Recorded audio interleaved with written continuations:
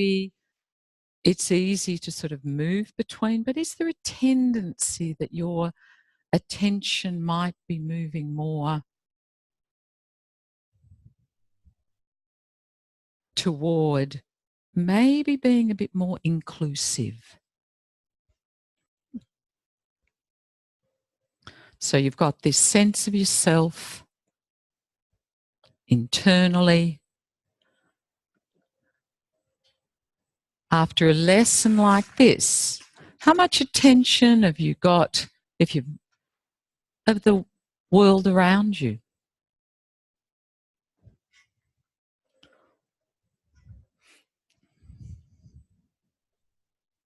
How easy is it to move your attention after a lesson like this? Is there something maybe in the movement of your attention after a lesson like this, you notice something and you move on, you notice something and you move on, you notice something?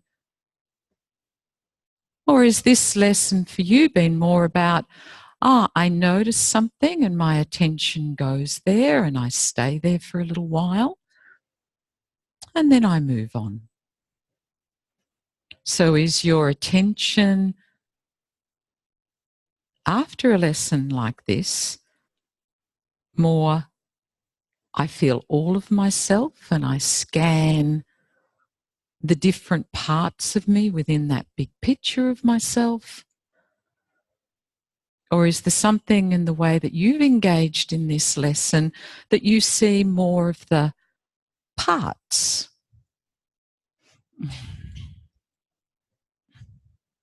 Just simply different ways of moving our attention.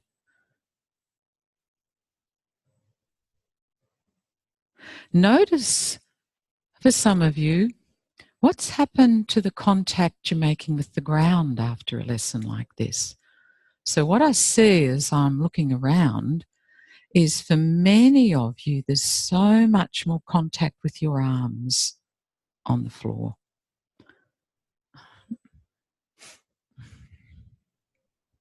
More parts of your shoulders, your upper arms, your lower arms, your hands are making contact with the ground. Maybe that's being global throughout all of you, that getting longer somewhere in one part of you has enabled generally more of you to make contact with the ground.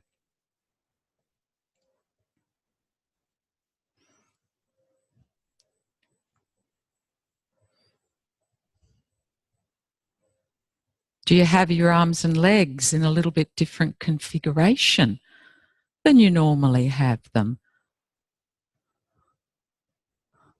So what's been organised through that lesson that this is a more neutral place for you, that there's something in doing all of those movements of constraining the distal so that you had to find more proximally?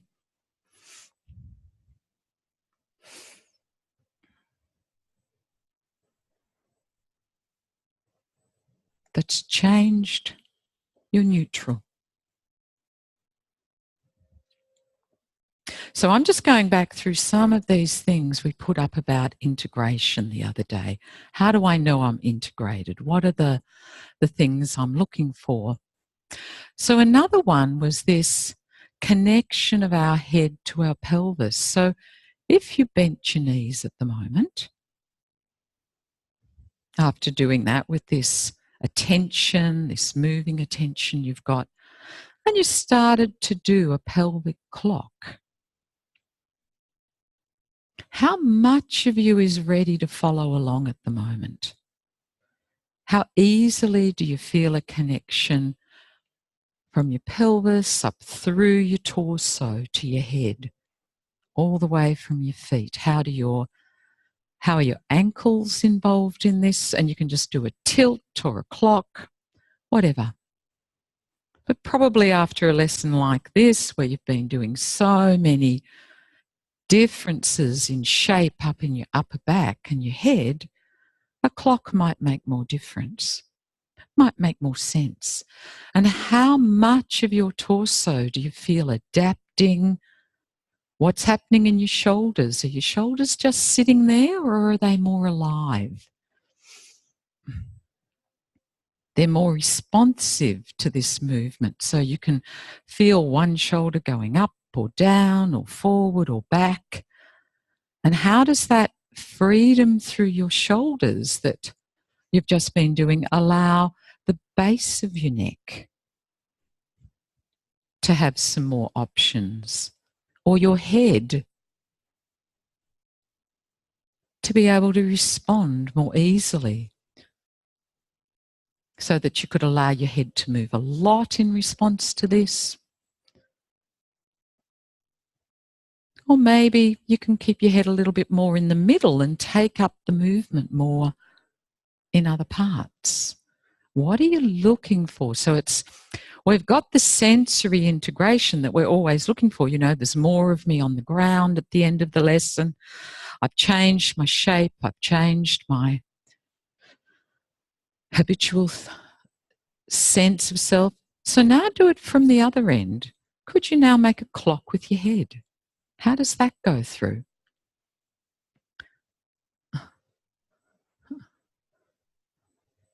How does that get through?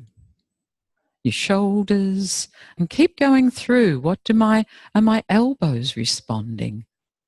Have I got my fingers in my image more after that lesson?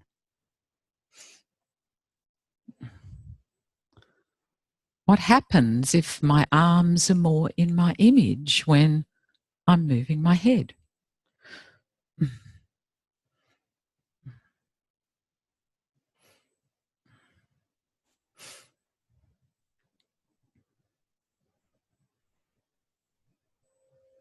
If I simply rolled my head side to side, how many different trajectories can I find at the moment to roll my head?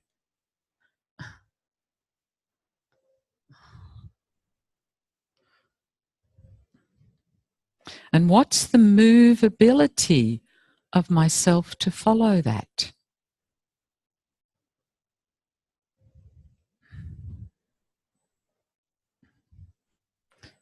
So does it make a difference? One of the things we talked about in integration was sometimes I'm really intentional, so I'm rolling my head. So if the rolling of the head at the moment was going to, you're intending to go somewhere, if the rolling of your head was intending you to roll up to your side, how much of you is available to follow that? How quickly does your pelvis know how to respond to that? Does your pelvis know where you're going? Do your feet know where you're going? Your shoulders, your hands.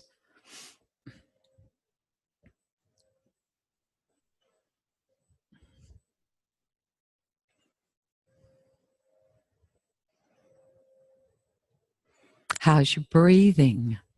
Do you have to pay attention to it, or is it just somewhere in the background, easy and undisturbed?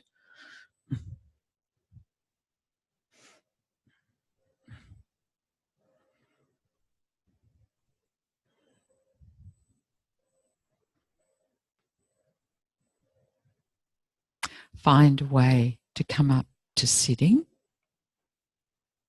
with this quality, this shifting of weight. How much of you is in the image after a lesson like that? Do you roll across yourself in a different way after that lesson?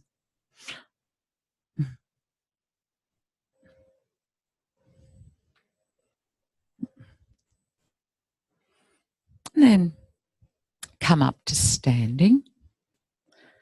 Mm-hmm.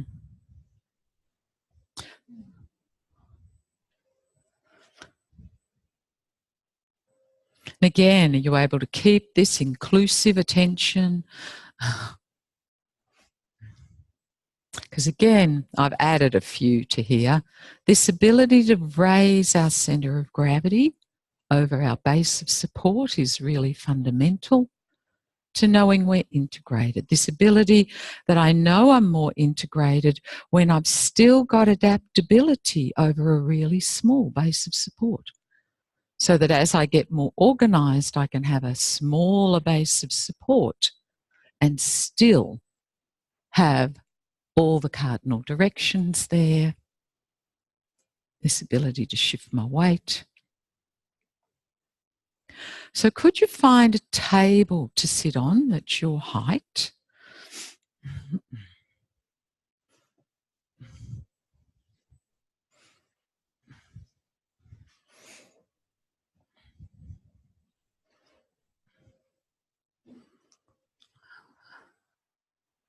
You'll probably need a little bit more room than that. So maybe you want 2 on the back or 1 on the, yeah. Give yourself a little bit of room.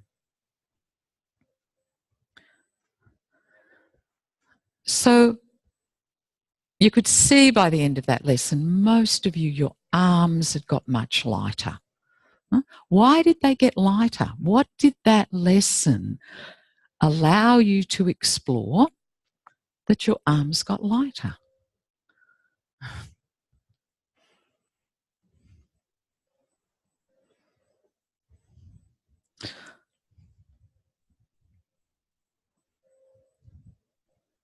So lift your arms and just feel, did you or can you really find this lightness? And what are you looking for that your arms are light? Is it something about my head still free? This base of my neck can move really easily. Because again, what we're going to do when we're not as organised, we can still be well organised, but not as ideally organised. If I get stuck, I need to shift my weight. Because there's something in the middle of me that isn't ready to. So my head needs to be responsive. So that gradually I can get, as I get more ideally organised, that my head can stay where it is because I've got all this adaptability through my chest and my shoulder girdles and my hips. So to find this lightness in your arms or in one arm, how many options? Could you rotate your head as you lift your arm? Could you side bend your head and still have a light arm? Could your head go up or down as you lift your arm? So you've got all of these possibilities opening up, all of these orientations that allow you to find how to have these light arms in more and more positions.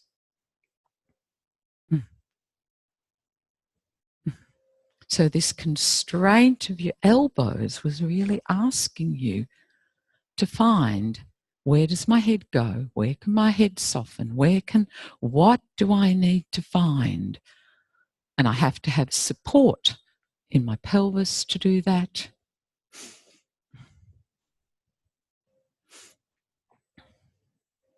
And feel if you've got that. It's beautiful. How would you now reach forward to lift someone's shoulder? How much availability, how many options have you got through your head, your shoulders, that you can adapt really easily and your head is soft? And you can still keep this sense of this, that something about this movability. I don't have to get as fixed. I can stay curious and interested.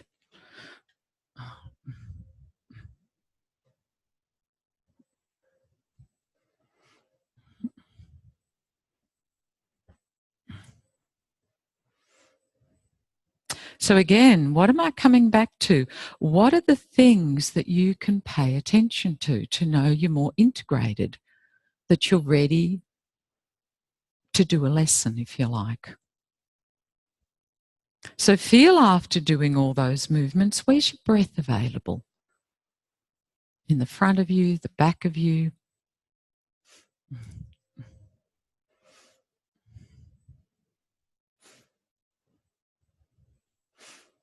How easily have you got the ground with your feet and your pelvis? And how easy would it be to move forward or back, left and right? Coming over your base of support. Another way you could think about it, so that's more with the base of support you've got, that's the movability across the ground we've been looking for. But then when we get more skilled, not only can we move across the ground, we can redistribute our weight effortlessly. So how do you lift one leg away from the ground? We were doing this a little bit with Larry. And what's it got to do with the softness, the adaptability in your torso, this ability to soften your shape so that your head maybe could go backwards to lift your head, or it could go to the side. And it's all coming through this upper torso. So that as you get that softness, you could be looking forward, you could be looking a little to the right. You've got all of these different ways, and we're using your head at the moment to get into this part, to find this space that you were exploring in that lesson about finding this space in your upper ribs, the softness.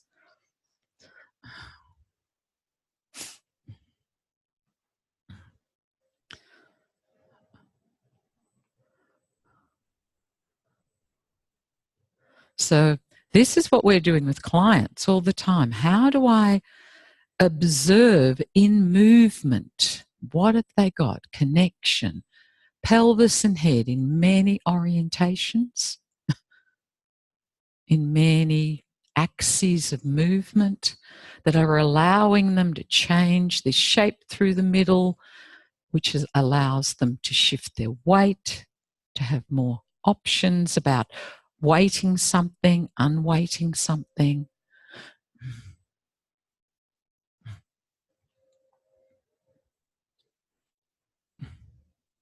I'm looking for this, that I'm never pressing or pushing into the ground. It's this lightness. My head's free. And it's me in the movement, not parts of me.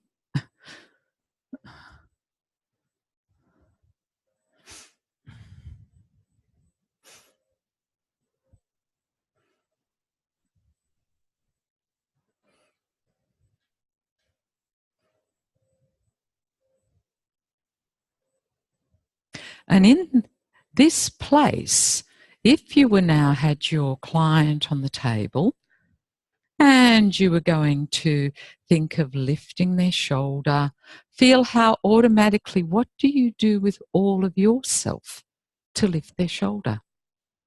Are you just using your shoulder? So if you were going to lift one shoulder, how's it going through? Are you automatically feeling that if I lift one shoulder, something's got to happen in the other shoulder? Something's going to happen in their hips? Because that's what I'm feeling for. It's this relationship. And how do I find this space in me that isn't fuzzy, but I can keep moving so I'm not going to get stuck in one place.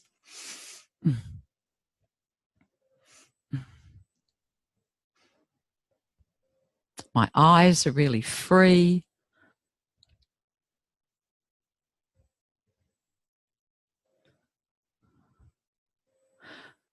And as I get all this, that maybe then you could bring your head and your eyes softly to look at the horizon in front of you. And you could go forward. Your head can move forward, but you're keeping this more vertical. Is there something by exploring so you can still shift your weight? You've still got inclusive attention. So this is all of the stuff we've been doing about homologous and homolateral and contralateral that have been embedded in so many of the ATMs you've been doing.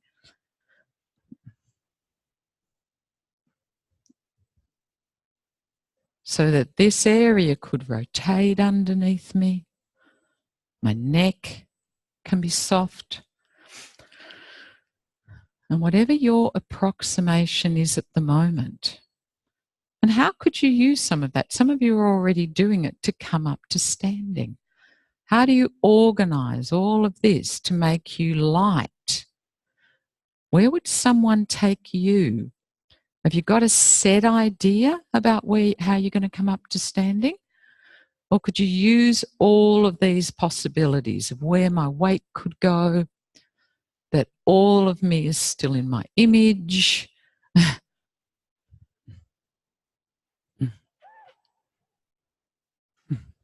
To come up to standing. Because that's what we're trying to get with our clients, that we get one way to come up, but then they want options. So what are we getting them to pay attention to that's allowing them more options, more ways of doing something? So if someone had their hands on their head and your neck, how would they bring you up to standing? And as you're going, this is where the quality comes in, okay? I'm coming for, something just stopped. Where was it? In your ribs? Could you breathe there, maybe soften it? Or do you just need to find a slightly different shift in weight?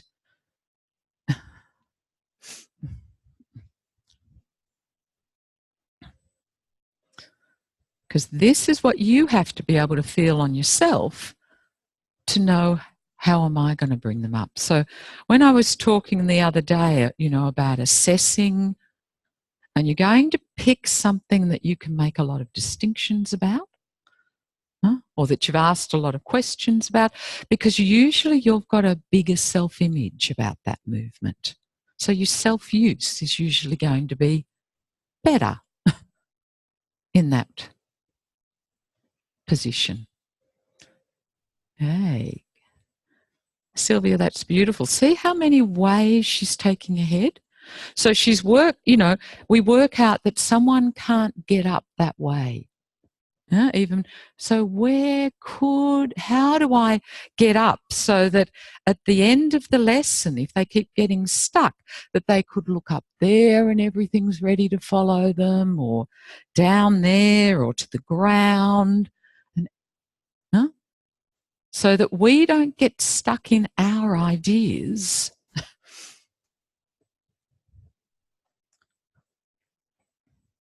of where we could take someone. Because you can all walk. You all know how to raise your center of gravity.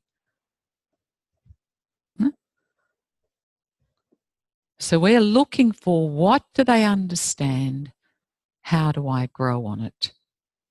And it's this softness underneath their head, which is what, we've been doing, this holding someone's head, shifting their weight.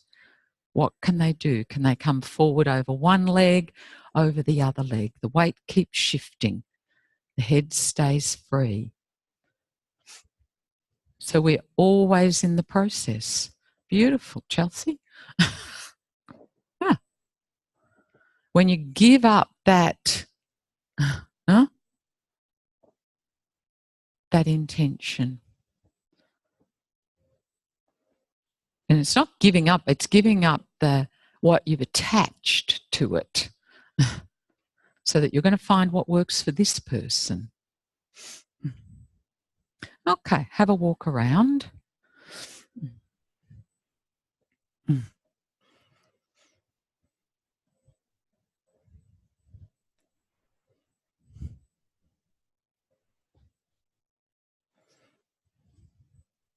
And can you walk around just as easily looking up or looking over to the right or looking over to the left?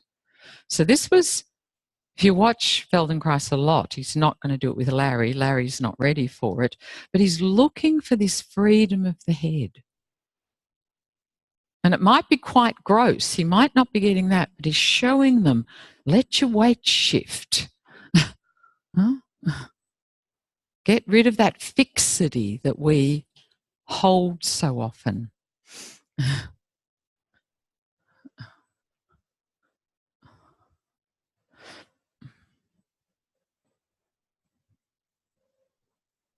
And feel, as you're doing it, it's beautiful. Feel how much more ground you're getting through your feet.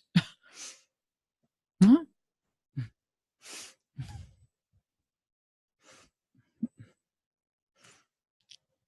So what is it to be integrated?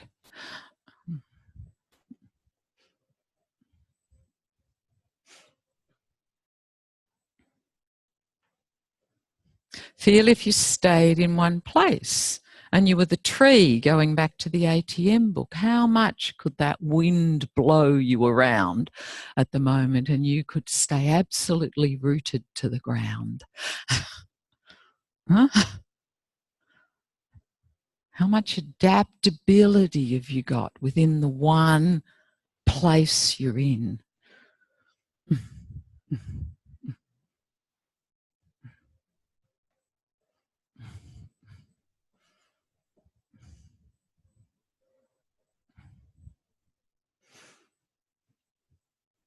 And what's this got to do, if I go big picture for a moment, to being able to hold my ground and weather the storm that might be coming at me sometimes?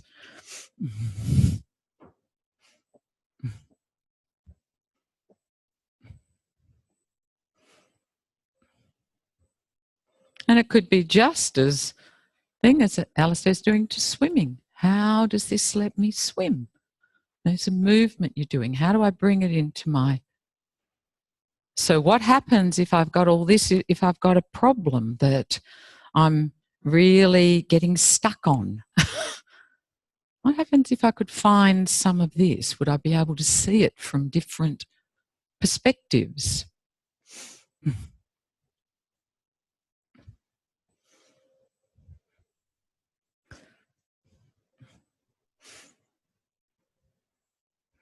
And you can feel that's pretty easy because that's what the lesson was, keeping you stable in sitting, not moving your base of support very much, and finding all of this freedom through other parts of you.